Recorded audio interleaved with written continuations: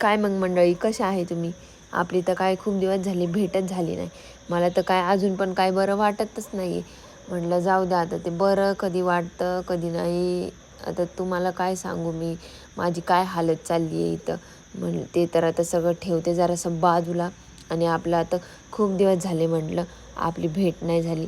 म्हटलं ब्लॉग तरी टाकावा एक तरी, तुम्हाला बरं वाटेल माझा ब्लॉग आल्यावर, आणि मला बरं वाटेल की माझा ब्लॉग तुम्ही पाहिल्यावर. तर मग कसे आहे तुम्ही सगळे? चांगले आहेत ना? मजेत आहेत ना? मजेतच राहा.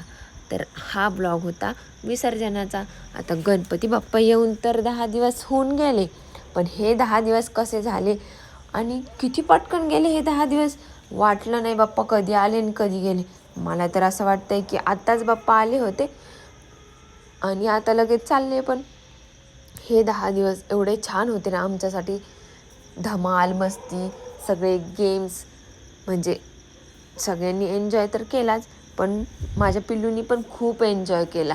मागच्या वर्षी तर तो खूप छोटा होता, ह्या वर्षी त्याला आता थोडंसं तरी कळत होतं. आणि त्यांनी जे काही एन्जॉय केली, आम्ही सगळ्यांनी जे काही एन्जॉय केलं ना, ते खूप लक्षात राहण्यासारखं आहे. आणि मग आता शेवटचा दिवस आला होता, बाप्पाचा निरोप घ्यायची वेळ आली होती. आणि मग आम्ही सगळेजण बाप्पाचा निरोप घेण्यासाठी चाललो होतो त्यांना घेऊन. आणि ह्यावेळेस असं झालं की आम्ही सगळ्या बायका त्यांना निरोप देण्यासाठी विसर्जनाच्या तिथे चाललेलो होतो, कारण दरवेळेस तर काय आम्ही जात नव्हतो. मग म्हटलं आपण पण जावं, तर आम्ही निघालो होतो 4 वाजता घरातून. तर तिथपर्यंत जाऊस तर आम्हाला वाजले रात्रीचे 8. आणि आम्हाला तिथपर्यंत जाऊस तर.